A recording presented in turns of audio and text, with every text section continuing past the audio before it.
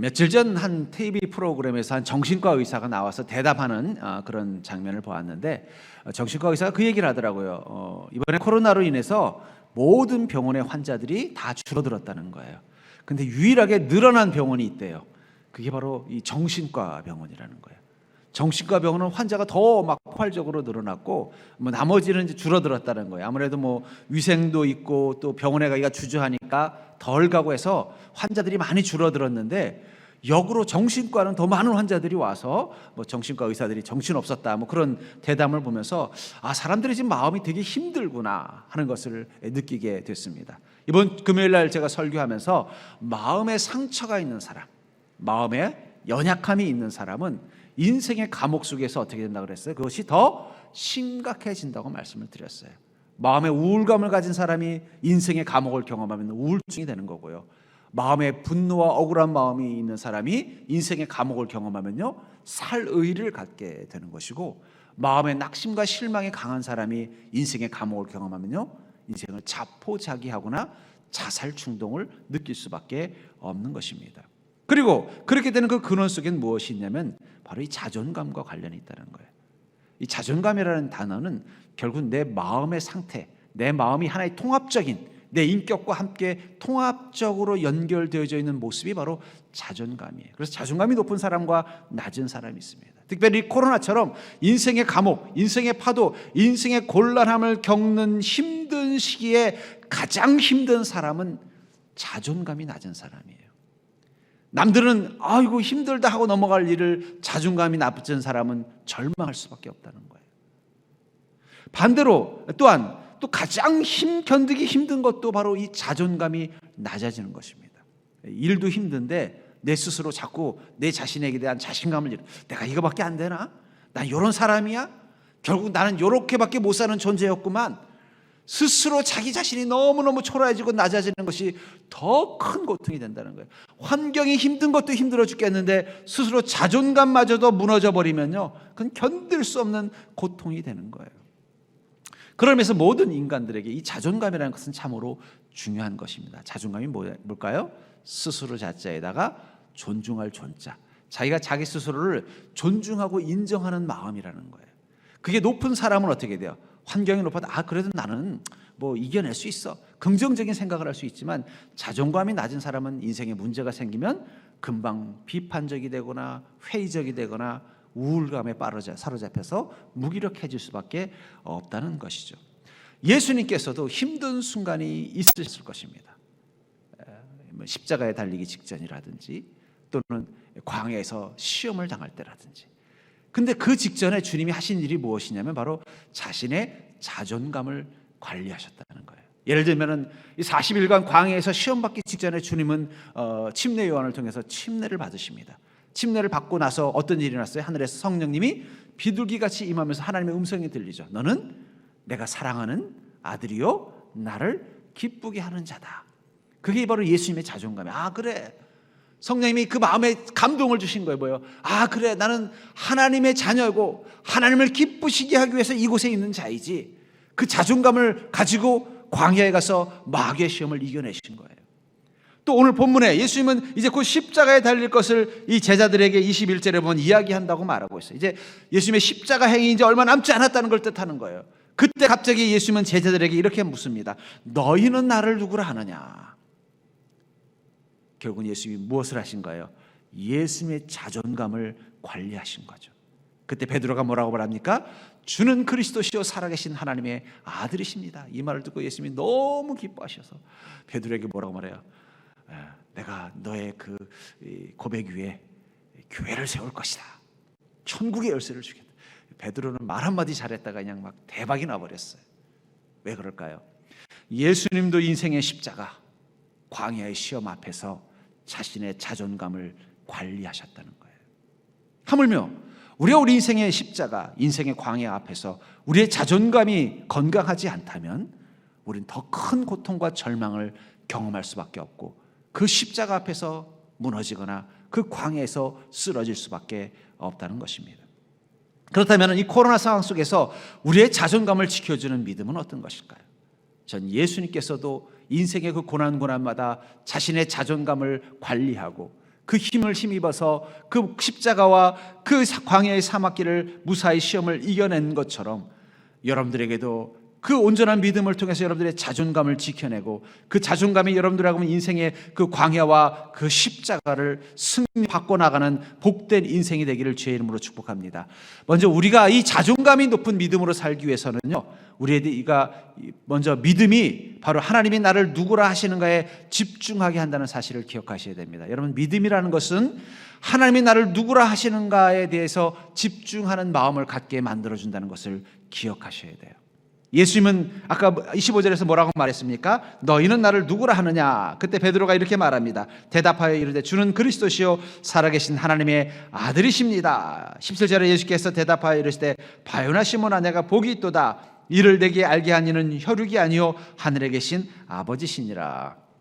여기 혈육이라는 건 뭘 말할까요? 아버지, 그 육신의 아버지만을 뜻하는 게 아니라 인간의 지혜와 생각이 아니라는 뜻이죠. 너의 그 고백은 사람에게 지혜에서 온 것이 아니라 하나님으로부터 왔다라는 거예요. 그 말은 또 다른 말로 표현하면 너도 그렇게 생각하지 하나님도 내게 그렇게 말씀하셨다는 뜻이에요. 다시 말해서 주님께서 이 베드로의 고백을 기뻐한 것은 베드로가 정답을 알고 있네 이것이 아니라 그 고백 속에서 무엇을 본 거예요? 아, 하나님이 지금 베드로를 통해서 내게 이렇게 말씀하고 있구나. 너는 그리스도예요. 살아있는 나의 아들이다. 하나님 지금 내게 이런 말씀을 하고 계시는구나. 그 자존감이 예수님으로 하여금 어떻게 한 거예요? 기쁘게 만들어 준 것입니다. 여러분, 믿음은 어떤 것일까요? 그것은 바로 믿음은 우리가 하나님께서 나를 누구라고 생각하는가에 집중하게 만드는 것입니다. 왜냐하면 믿음은 하나님을 기쁘시게 하는 삶을 살게 하고 되게 만들 뿐만 아니라 하나님을 기쁘게 할 수 있는 존재가 되고 싶은 마음을 갖게 만드는 거예요. 우리가 믿음을 가지면 어떻게 돼요? 하나님을 기쁘시게 하는 삶을 살고 싶은 거예요. 그리고 하나님을 기쁘시게 할 수 있는 존재가 되고 싶은 마음을 갖게 만들어주는 것입니다. 그 순간 우리는 믿음을 가졌을 때 하나님은 지금 나를 누구라고 생각하시는가에 관심을 갖는 거예요. 그러니까 믿음이 있는 사람이 하나님 앞에 섰는데 하나님이 난 너만 보면 짜증나 그러면 그 사람은 어떤 마음일까요? 지옥이겠죠. 믿음 없는 사람이 하나님 앞에 섰는데 하나님이 난 너만 보면 기분 나빠 그러면 그 때문에 상처받는 사람은 없을 거예요. 우리가 하나님 앞에 섰는데 하나님이 나를 보고 실망하고 있다고 느끼면 왜 괴로워요? 그것은 우리가 믿음을 가진 자이기 때문이에요. 하나님이 나를 어떻게 생각하시냐가 내 인생의 가장 중요한 부분이기 때문이에요. 그리고 그 하나님이 나를 어떻게 부르시는 거예요? 너를 내가 사랑하는 자요 내 기뻐하는 인생이라고 말하는 순간 우린 가장 행복해지는 거예요. 주님이 나를 그렇게 소중히 여기고 있다는 사실을 깨달았기 때문이죠. 베드로전서 2장 9절부터 10절에 보면 그리스도인을 이렇게 말하고 있습니다. 너희는 택하신 족속이요 왕같은 제사장들이요 거룩한 나라요 그의 소유가 된 백성이니 이는 너희를 어두운 데서 불러내어 그의 기이한 빛에 들어가게 하시니에 아름다운 덕을 선포하게 하려 하심이라. 너희가 전에는 백성이 아니더니 이제는 하나님의 백성이요 전에는 긍휼을 얻지 못하였더니 이제는 긍휼을 얻은 자니라. 우리를 누구라고 말하고 있어요? 너희는 택하신 족속이며 왕같은 제사장들이요 거룩한 나라요 하나님의 소유가 된 백성이며 예수 그리스도의 그 복음을 전하기 위해서 세움받은 전도자라고 말하고 있다는 거예요. 그리고 이렇게 말하죠.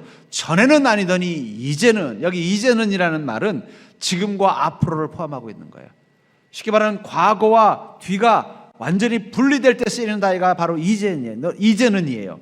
전에는 너희가 하나님의 백성이 아니었다는 거예요. 전에는 나의 택한 족속이 아니었으며 전에는 왕같은 제사장이 아니었고 전에는 사명을 가진 자가 아니었지만 이제는이라는 것은 지금부터 예수님을 만난부터 쭉 앞으로도 계속 너희는 그런 존재라는 거예요. 여러분, 하나님이 여러분들을 부르셨습니다. 택하셨습니다. 믿으십니까? 그러면 이제는 계속해서 하나님 여러분들을 택하신 자로 바라보실 거라는 거예요.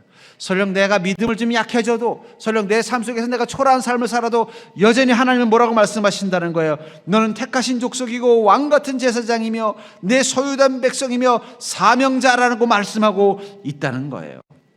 그게 이제는 이라는 단어 속에 있다는 것입니다. 설령 우리는 사람들 앞에서 버림받을 수 있어요. 그때 주님 뭐라고 말씀하세요? 이제는 너는 나의 택한 자다. 설령 우리는 세상 가운데 참 초라하고 별 볼 일 없는 인생을 살지 모릅니다. 그러나 이제는 주님은 뭐라고 말하는 거예요? 왕같은 제사장이라고 말한다는 거예요. 설령 여러분들은 세상 가운데서 보면은 그 어둠 속에서 길을 잃어버리고 헤매는 자일지도 모릅니다. 그러나 이제는 하나님께서는요, 너희는 이 세상의 복음을 전하는 전도자라고 말씀하고 있다는 거예요. 사람들이 우리를 때로는 버릴 수도 있어요. 버림받을 수도 있어요. 그러나 하나님의 택하심은 여전히 달라지지 않습니다.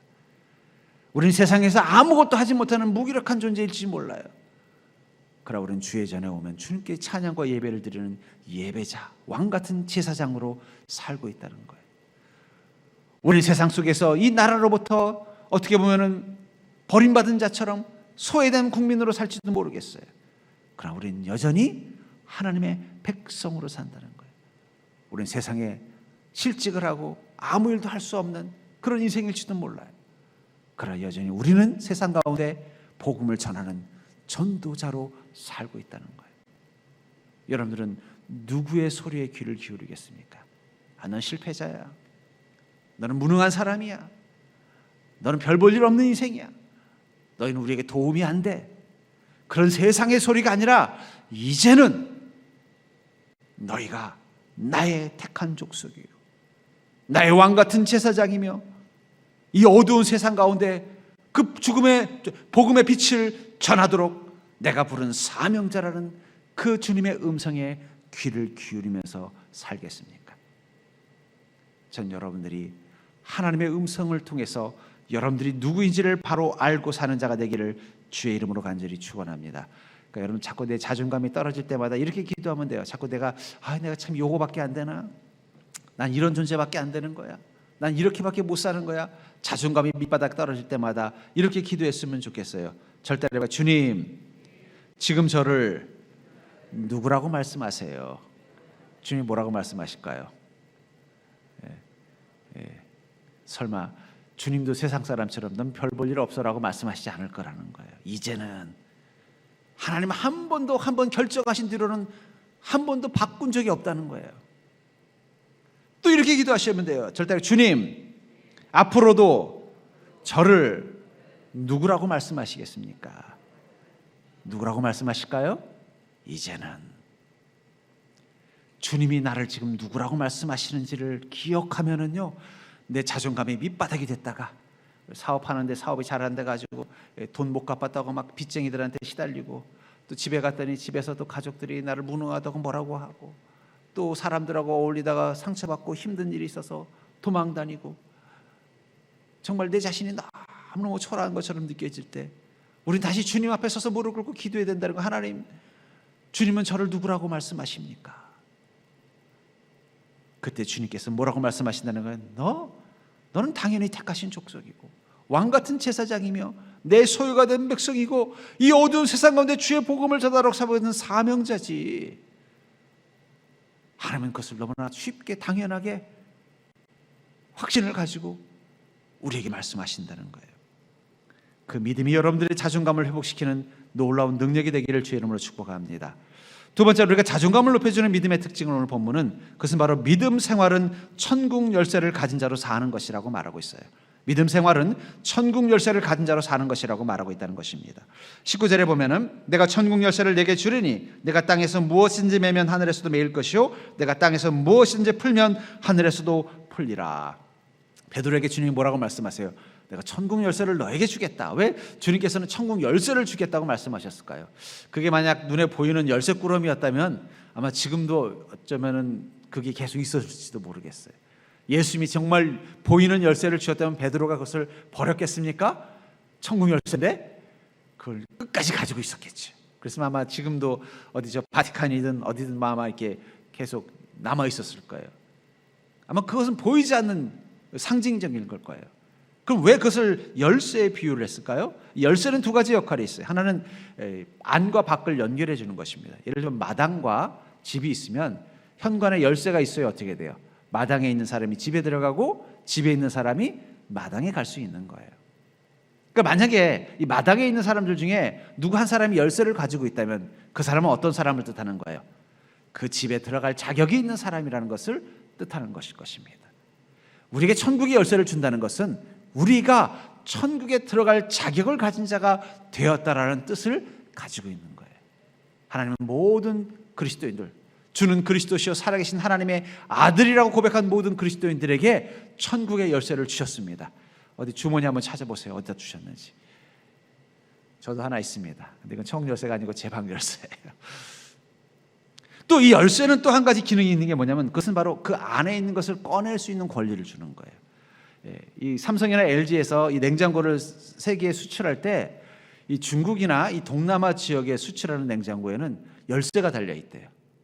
왜냐하면 그 나라 사람들은 이 냉장고 안에 있는 음식을 이렇게 함부로 이렇게 하는 걸 되게 싫어해서 꼭 냉장고를 잠궈 놓는데요. 그러니까 우리가 상상하기 힘들죠. 그래서 같은 모델인데 중국이나 저 동남아에 수출하는 모델들 중에는 열쇠, 잔물쇠가 있는 냉장고를 수출한다는 거예요. 그럼 왜 그 열쇠가 있는 거예요? 그 안에 있는 것을 꺼내서 먹고 사용할 수 있는 사람은 오직 열쇠를 가진 사람에게만 주어지는 권리라는 거죠. 주님께서 이 베드로에게 혹은 모든 그리스도인들에게 천국의 열쇠를 주신다고 말씀하신 것은 이 두 가지입니다. 하나는 너희들은 이 땅에 살지만 언제든지 주님이 부르시면 저 천국에 들어갈 수 있는 자격을 주겠다라는 구원의 상징이고, 또 하나는 너희들이 지금 이 땅에 살면서 언제든지 원하면 천국에 있는, 마치 그 냉장고를 열어서 냉장고 안에 있는 과일과 음식과 고기들을 꺼내 먹는 것처럼 천국의 기쁨과 보화를 이 땅에서 거둬 소유할 수 있는 인생이 되도록 만들어 주시겠다는 뜻도 있다는 거예요. 그래서 그 다음 구절에서 뭐라고 말씀하고 있어요? 내가 땅에서 무엇인지 매면 하늘에서 매일 것이요 내가 땅에서 무엇인지 풀면 하늘에서도 풀리리라. 여러분들에게 천국의 열쇠가 있다면, 아니 있습니다. 모든 그리스도인들, 주는 그리스도시요 살아계신 하나님의 아들이라고 고백하고 예수 그리스도의 제자가 된 모든 그리스도인들에게는 이미 천국의 열쇠를 주님이 주셨어요. 이제 그 천국의 열쇠를 가지고 여러분들은 천국에 갈 뿐만 아니라 지금 이 땅에서 그 열쇠를 가지고 풀면은 천국의 것을 가져다가 이 땅의 삶 속에서 누릴 수 있다는 거예요. 그렇다면 천국의 것은 무엇입니까? 두 가지. 하나는 하나님의 은혜와 권능입니다. 여러분, 기도는 천국의 열쇠예요. 여러분들 무릎 꿇고 하나님의 은혜를 구하는 순간 여러분들의 삶이라는 이 땅 가운데 하나님의 은혜와 권능이 저 천국으로부터 임하는 것입니다. 또 한 가지는 영적인 양식이죠. 천국 냉장고에서 천국의 열쇠를 열어서 여러분들의 영혼을 건강하게 만들고 행복하게 만드는 양식을 얻을 수 있다는 거예요. 여러분, 우리에겐 영혼이 있습니다. 그 영혼을 배불릴 수 있는 양식은 여러분들이 아침에 먹고 온 그 밥과 찌개와 고기가 아니에요. 그것은 천국의 열쇠가 가짜라. 천국 냉장고를 열어야만 얻을 수 있는 양식이라는 거예요. 옛날에 미국에 이민 가거나 유학 간 학생 사람들을 만나러 가족들이 갈 때 꼭 가지고 가야 되는 필수품이 뭐냐면 이 고추장이래요. 왜냐하면 미국에서는 고추장 구하기가 힘드니까. 그래서 뭐 이민을 간 가족이나 또 유학을 간 자녀를 만나러 부모가 갈 때 제일 중요하게 생각하는 게 고추장하고 된장을 꼭 가져간다는 거예요. 근데 이제 미국에서도 이제 우리나라 고추장이 인기가 많다 보니까 또 한인들이 많이 살다 보니까는 웬만한 곳엔 다 한인 마트들이 다 있다는 거예요. 그래서 저도 미국에 갈 때 고추장 챙겨가려고 그랬더니 경험치 있는 분들이 그거 안 가져가도 된다고. 비행기에서도 한번 주고 가면은 언제든지 말하면 그 근처에 한인 식당들이 어디나 다 있으니까 거기 가서 사면 된다고. 그래서 정말로 고추장이 땡겨서 갔더니 한인 마트에 갔어요. 갔더니 아니나 다를까 뭐 고추장이 뭐 그냥 넘쳐나더라고요. 괜히 그거 들고 다닐 필요가 없더라고요. 여러분들, 우리가 영혼의 기쁨을 얻으려면 천국 창고를 통해서, 천국 냉장고를 통해서 그 영혼의 기쁨을 줄 수 있는 것들을 얻어야 됩니다. 그러려면 어디로 가야 될까요? 그것을 얻을 수 있는 마트와 같은 곳으로 가야 되겠죠. 저는 교회를 하나님이 우리에게 허락하신 이유가 거기 있다고 생각해요. 교회는 영혼의 기쁨을 얻기 위해서 여러분들이 쇼핑하러 온 것이에요. 제가 우리 성도님들한테 또 우리 성도들에게 그렇게 얘기하는 거예요. 여러분, 교회 왜 오셨어요? 이미 여러분들은 천국의 열쇠를 주님이 주셨습니다. 그럼 그 열쇠 가지고 뭐 하실 거예요? 왔으니까 어떻게 돼요? 이곳에서 여러분들이 영혼의 기쁨을 얻을 수 있는 것들을 쇼핑해서 가져가서 그걸 누리셔야죠. 말씀이 되었던, 기도가 되었던, 찬양이 되었던, 하나님의 임재하심을 경험하는 체험이 되었던 그것들을 받아가지고 돌아가셔서 영혼의 기쁨을 지켜내고 그것을 통해서 여러분들이 이 땅에서도 하늘의 기쁨을 누리는 삶을 사셔야죠. 믿음과 믿음 생활은 일치하지 않습니다. 우리가 믿음을 가지면 다 천국에 가요. 그러나 그 천국의 기쁨을 오늘 이 땅에서 누리려면요, 믿음만 가지고는 안 돼요. 믿음 생활이 이루어져야 돼요. 제가 어떤 성도님들 보면요, 믿음이 있는데, 충분한 믿음, 천국에 갈 만한 충분한 믿음이 있는데 그것이 생활이 되지 않는 사람들이 있어요. 마치 천국의 열쇠를 주님이 주셔서 주머니에 가지고 있는데 한 번도 그것을 이 땅에 살면서 꺼내서 그걸로 냉장고 문을 열듯이, 창고 문을 열듯이 천국의 보화를 꺼내 쓸 생각을 하지 않고 주머니 안에만 넣어놓고 있는 사람이 있다는 거예요. 물론 그 사람은 천국 문 앞에 가면 어떻게 될까요? 거기 써 있을 거예요. 당신 주머니에서, 영혼 속에서 열쇠를 꺼내서 돌리시오. 돌리는 순간 천국 문이 열릴 것입니다. 그때 쓰려고 계속 영혼 속에 넣어놓고 이 땅에 살면서 한 번도 사용하지 않는 그리스도인들이 있다는 거예요. 그런 그리스도인은 이 땅에서 무엇을 경험할까요?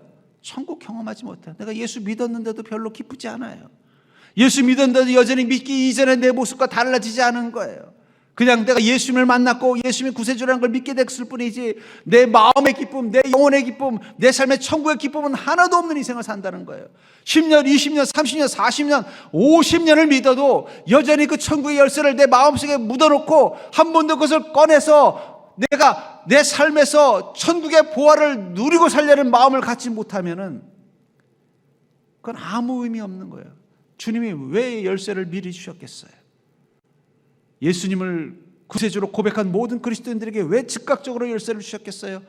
그거 뒀다 천국 갈 때 한번 쓰라는 게 아니라 지금 이 땅에서, 하늘에서도 풀면 땅에서 풀면 하늘에서도 풀릴 것이고 땅에서도 매면 하늘에서도 풀리는 자처럼 지금 이 땅에서 천국의 기쁨을 누리고 살도록 해주기 위해서 주님이 천국의 열쇠를 주셨다는 거예요. 그 열쇠를 사용하는 방법이 뭐예요? 바로 믿음 생활이에요. 믿음만 가지고는 이 땅에서 천국의 기쁨을 누릴 수 없어요. 믿음 생활을 하셔야 돼요. 근데 어떤 그리스도인은 믿음은 있지만 믿음 생활이 없는 그리스도인이 있어요. 그런 그리스도인들은 여전히 그 영혼은 공허하고 그 삶은 지치고 하나님의 은혜와 능력은 경험되지 않고 그 영혼은 굶주려 있습니다. 비로소 그 믿음이 믿음 생활이 되어야 마치 천국 열쇠를 가지고 배가 고픈 내 영혼에 맛있는 음식을 채우기 위해서, 에너지를 채우기 위해서 냉장고 문을 열듯 하늘의 보화를 열어서 그것을 내 영혼 안에 받아들여야 비로소 내 삶의 평안과 기쁨과 천국의 안식을 누리게 되는 거예요. 그러려면 어떻게 될까요? 믿음 생활을 하셔야 돼요. 믿음만 가지고 살면 안 되고 믿음 생활을 하셔야 된다는 거예요. 교회는 그런 의미에서 천국 마트입니다. 그러니까 여러분 교회 오면은요, 무엇을 구해야 될까요? 천국에서 얻을 수 있는 것들이 교회 안에 있나를 찾아야 돼요. 교회 와서 세상 것 찾아봤자 별 볼 일 없습니다. 그건 저 세상 마트 가셔야 돼요. 교회는 하늘의 보화를 우리가 삶에서 누릴 수 있도록, 소유할 수 있도록 하나님이 준비하신 마트와 같은 거라는 거예요. 그리고 그곳에 들어올 자격을 하나님은 천국 열쇠를 통해서 우리 모든 그리스도인 한 사람 한 사람에게 다 주셨다는 거예요. 전 여러분들이 믿음 생활을 통해서 여러분들의 영혼을 기쁨과 평안과 충만함으로 채우고 여러분들의 삶을 하나님의 은혜와 권능으로 채우는 그런 복된 인생이 될 수 있기를 주의 이름으로 간절히 축원합니다. 오늘 꼭 찾아서 가서 천국 열쇠 찾으셔가지고 이제 그것을 숨겨놓지 마시고 매일매일 여십시오. 우리 자녀들이 많은 집은요, 엄마들이 그런데 냉장고에 열쇠라도 채우고 싶다고. 왜 그렇습니까? 하루만 지나면 다 동이 나요. 저희 집도 냉장고에 어릴 때 저희 삼남매가 얼마나 잘 먹는지 뭐 갖다 놓으면은요, 하루만 지나면 다 없어져요. 그러니까 어머니가 다음날 아침 요리하려고 보면 싹 비어 있으니까 막 화를 내시는 거예요. 근데 주님은 기뻐하셔요. 여러분들 들락달락거리면은 싫어하지 않는다는 거예요. 그래, 갖다 먹어라. 하늘의 기쁨 다 갖다 먹어. 하늘의 은혜 다 가지고 놀아. 다 써. 걱정하지 마. 너희들이 쓰는 만큼 더 채워진다. 나는 네가 천국 열쇠를 가지고 너희 삶 가운데 하늘의 보화를 너희 삶 가운데 누리고 살도록 하고 싶어. 하나님 그걸 원하신다는 거예요. 근데 우리는 그 열쇠를 마음 깊은 곳에 넣어놓고는 천국 갈 때 써야지 해놓고는 안 써요. 어쩌면 그게 우리가 예수를 믿었다고 하면서도 왜 주님 믿는 기쁨, 또 우리가 하나님의 자녀가 됐다고 하면서도 그 하나님의 상속자로서의 풍성함을 누리지 못하는 이유가 거기 있다는 거예요. 전 여러분들이 믿음 생활을 통해서 천국 열쇠를 가진 자의 자존감과 자부심을 가지고 사는 인생이 되기를 주의 이름으로 축복합니다. 세 번째로 우리가 자존감을 높여주는 믿음의 특징은 바로 자기 부인의 믿음이 내 자존감을 높이는 비결이라는 것입니다. 절따라 해볼까요? 자기 부인의 믿음이 내 자존감을 높이는 비결이다. 우리가 자존감이 낮아지면 어떻게 돼요? 나 자신에게 대한 실망하고 부끄러워지고 사람들을 만나는 게 싫고 하는 일이 두려워지고 자신감을 잃어버리게 되죠. 근데 그 자존감을 우리가 높이는 믿음은 어떤 거냐면 자기 부인의 믿음으로부터 시작이 된다는 거예요. 21절을 보시면 예수님이 이렇게 말씀하십니다. 이때로부터 예수 그리스도께서 자기가 예루살렘에 올라가 장로들과 대제사장들과 서기관들에게 많은 고난을 받고 죽임을 당하고 제3일에 살아나야 할 것을 제자들에게 비로소 가르치니라. 왜 이때부터 주는 그리스도시요 살아계신 하나님의 아들이라는 그 고백을 듣고 나서부터 주님께서 앞으로 고난당할 일에 대해서 말씀하셨을까요? 아까도 말한 것처럼 주님도 자존감이 필요하다는 거예요. 마귀가 계속해서 예수님을 시험할 때 가장 많이 시험하는 게 뭔지 아세요? 너 하나님의 아들이라면서 어떻게 이 돌덩이 하나도 떡덩이로 못 바꾸니? 너 하나님의 아들이라고 하면서 어떻게 저 높은 곳에서 뛰어내리는 용기도 없니? 너는 하나님의 아들이라면서 어떻게 다른 사람들의 경배와 찬양받을 생각을 안 하고 다른 사람들을 섬기고 스스로 십자가로 가니? 거기서 가장 포커스는 뭐예요? 너 정말 하나님의 아들 맞아? 예수님의 자존감을 건드렸다는 거예요. 여러분, 마귀가 우리를 시험할 때도 그래요. 무엇을 건드려요? 우리의 자존감을 건드려. 너 하나님 아들이라며, 너 하나님 딸이라며, 너 하나님의 백성이라며, 너 거룩한 제사장이라며. 너 왜 그러고 살아? 너 왜 이런 거밖에 안 돼? 너 하는 일들 봐라. 사람들이 널 어떻게 보는지 봐봐. 네가 정말 하나님의 자녀 맞아? 우리의 자존감을 막 무너뜨리려고 마귀는 계속 흔들어요. 특별히 고난이 오면, 환난이 오면 마귀는 더 큰 목소리로 우리를 조롱합니다. 너 하나님의 자녀 맞니? 너 그리스도인 맞아? 우리의 자존감을 무너뜨리려고 한다는 거예요. 그런 상황 가운데서 어떻게 하면 우리가 우리의 자존감을 지켜낼 수 있느냐? 23절부터 24절에 보니까 베드로에게 이렇게 말합니다. 예수께서 돌이키시며 베드로에게 이르시되 사탄아 내 뒤로 물러가라. 너는 나를 넘어지게 하는 자로다. 내가 하나님의 일을 생각하지 아니하고 도리어 사람의 일을 생각하는도다 하시고 이에 예수께서 제자들에게 이르시되 누구든지 나를 따라오려거든 자기를 부인하고 자기 십자가를 지고 따를 것이니라. 예수님이 고난받고 십자가에 죽을 거라고 하니까 베드로가 갑자기 뭐라면 아유 주님 무슨 말씀이십니까? 예수님이 지금까지 행하신 능력과 이적을 보면은요 감히 유대 지도자들이 어떻게 예수님께 도전하겠습니까? 예수님을 핍박한다고 상상도 못할 일이죠. 파도를 잠재우시는 분이, 무리를 걸으시는 분이, 오병의 기적을 행하시는 분이, 죽은 자를 살리시는 분이 그게 말이 되십니까? 로마 황제가 와도 예수님 못 건드립니다. 그때 예수님 뭐라고 말씀하신다는 거? 베드로에게 사탄아 물러가라. 너는 하나님의 일을 생각하지 아니하고 도리어 사람의 일을 생각하는구나. 왜 사람의 일이라고 말씀했을까요? 저는 여기서 일이라는 단어를 쓰니까 우리가 이해하기 좀 헷갈리는데 여기 일이라는 단어 대신에 한번 마음이라는 단어를 한번 넣어봤어요. 그랬더니 이렇게 할 수 있죠. 너는 나를 넘어지게 하는 자로다. 내가 하나님의 마음을 생각하지 않고 도리어 사람의 마음을 생각하는구나. 예수님께서 이 십자가를 향해 가는 이 위대한 하나님의 자녀로서의 그 거룩한 삶을 사는 그것을 넘어지게 만드는 것은 무엇이라는 거예요? 사람의 마음을 품었기 때문이라는 거예요.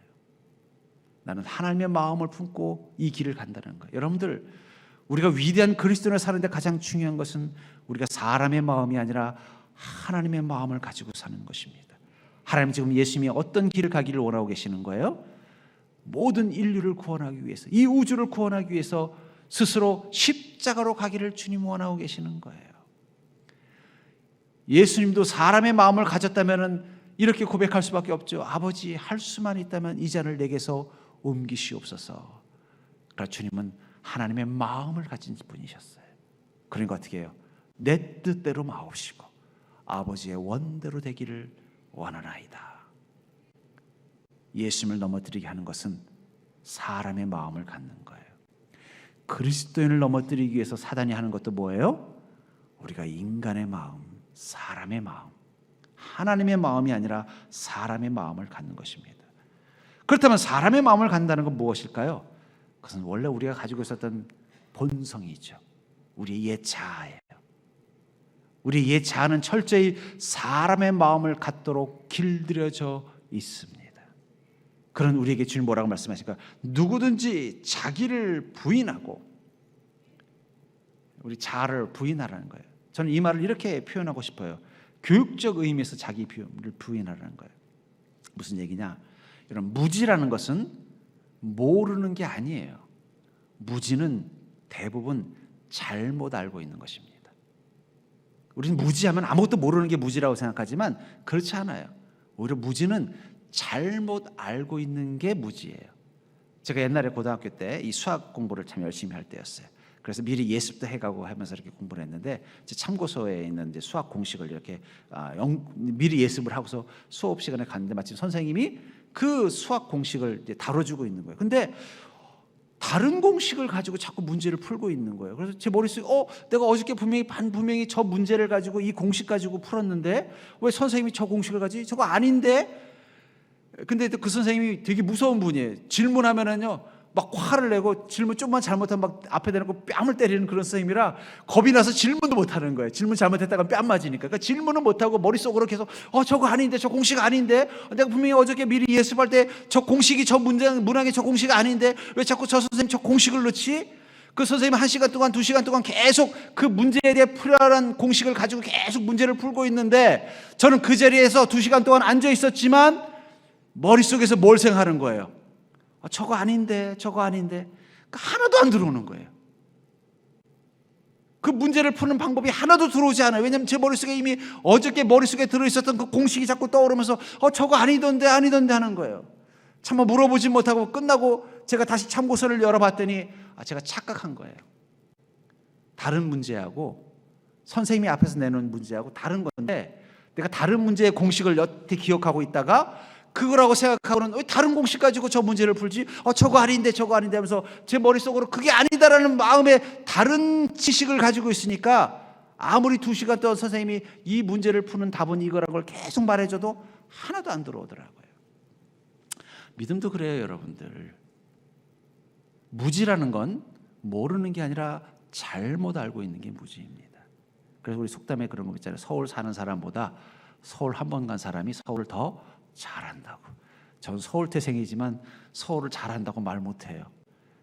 지금도 저는 강남에 가면 길을 맨날 헤매요. 강남에 차 끌고 가면요, 어디가 어딘지 모르겠어요. 그리고 지금 내비게이션이 있으니까. 저는 주로 강북에서만 살아가지고, 강북은 어디 가면 어디 뭐 있어 다 아는데 강남만 가면 막 헷갈려가지고 지금도 저는 서울 잘한다는 말을 못 하겠어요. 그래서 거기 나 잘 모르는데 뭐 그런 동네가 있었어 그러는데, 어쩌다 서울 한번 갔다 온 사람은요 그냥 막 구구절절 서울을 다 잘 알아요. 서울 박사예요. 무지가 그렇다는 거예요. 자기가 잘못 알고 있는 게 가장 정확하다고 생각하고 고집 부리는 거예요. 무지는 반드시 고집과 연결되게 되어 있다는 거예요. 그 고집을, 무지가 만든 고집을 가지고 있는 사람은요 절대로 하나님의 마음으로 살 수 없어요. 사람의 마음이 이미 자기 안에 고집이 되어버렸기 때문에, 옛 자아가 만들어낸 그 가치관과 생각과 감정이 이미 자기 안에 고집으로 굳어져 있기 때문에 하나님의 마음을 가지고 사는 게 힘들 수밖에 없다는 거예요. 근데 하나님의 마음을 갖지 않으면은요 우리는 천국의 기쁨을 이 땅 가운데 누리는 하나님의 백성다운 삶을 살 수 없는 것입니다. 그래서 그런 베드로에게 뭐라고 말하는 거예요? 누구든지 자기를 부인하고 자기 십자가를 지고 나를 따르는 자. 예수님을 따른다는 건 무엇일까요? 바로 예수님을 채우는 거죠. 내가 잘못 알고 있었구나 깨닫고 나서 다음 날 선생님이 또 그 문제를 풀면은 그 다음부터는 어떻게 돼요? 그걸 그대로 받아들이는 거예요.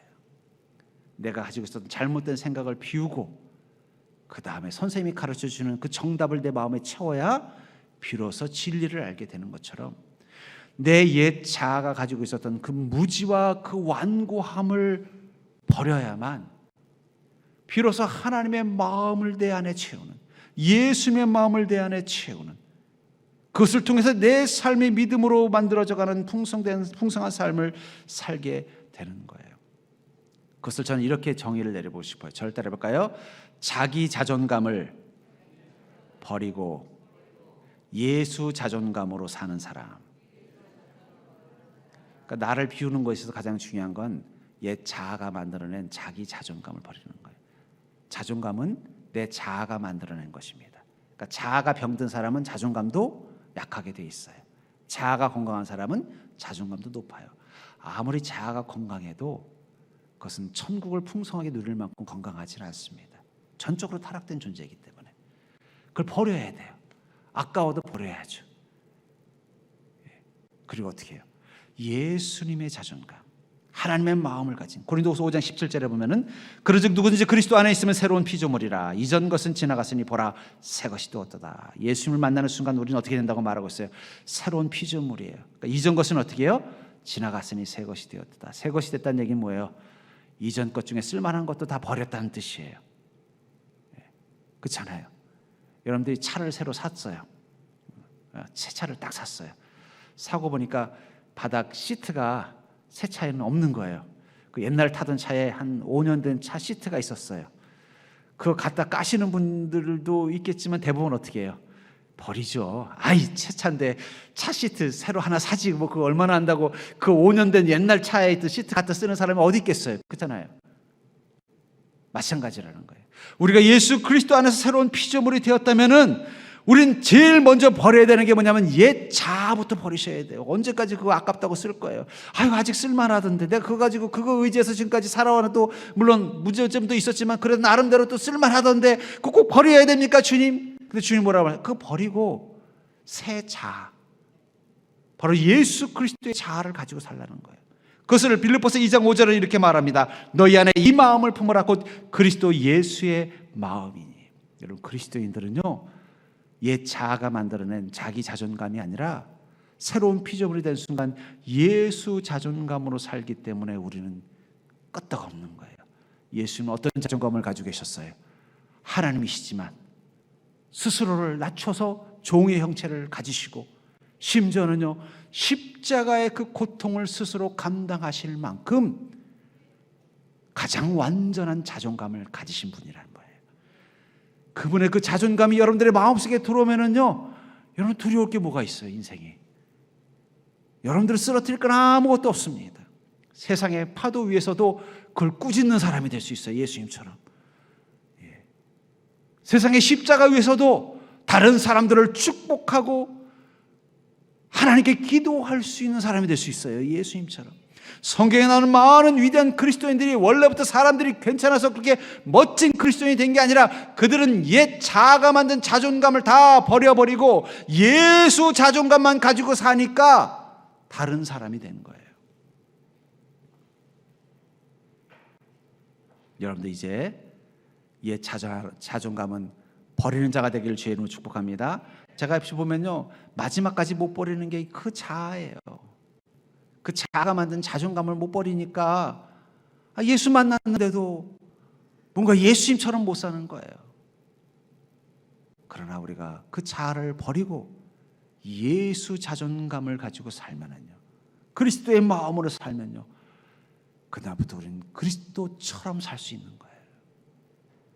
저는 오늘 본문의 이 말씀을 하나님께서 베드로를 통해서 예수님에게 이 십자가라는 고난 앞에 서 있는 예수님의 자존감을 높이기 위해서 하나님이 베드로를 통해서 하신 말씀이 아니라 인생의 십자가와 광야길에서 주님의 은혜가 필요한 모든 그리스도인들에게 이 말씀을 주셨다면 이 본문은 이렇게 의역이 될 수 있겠다 해서 제가 한번 그 본문의 말씀을 한번 의역을 했습니다.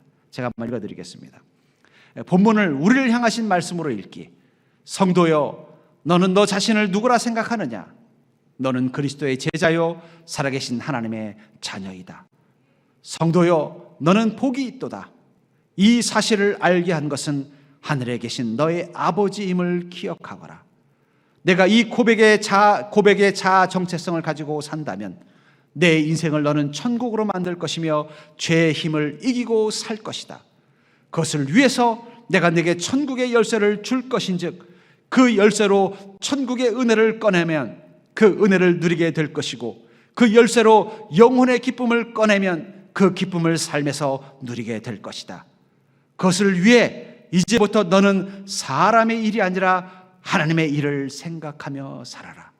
이제부터 너희는 사람의 마음으로가 아니라 하나님의 마음으로 살아라. 그리고 하나님의 일을 생각하며 살기 위해서는 먼저 옛 자아를 내 안에서 비우는 작업을 하거라. 그리고 내 생각과 마음에 주님을 채우는 작업을 하거라. 자기를 비우는 것은 십자가를 지고 산을 오르는 것만큼 힘든 것이지만 그 십자가가 내 인생을 다시 부활케 할 것이다. 주님은 지금도 이렇게 말씀하십니다. 너는 너 자신을 누구라고 생각하느냐? 전 여러분들이 당당하게 예, 주님, 저는 예수 그리스도의 제자며 살아계신 하나님의 자녀입니다. 제가 그 자존감, 그 자부심 하나만 가지고 저의 인생의 광야, 저의 인생의 파도, 저의 인생의 십자가를 감당하겠습니다. 이 고백을 하는 자들이 될 수 있기를 주의 이름으로 간절히 축원합니다.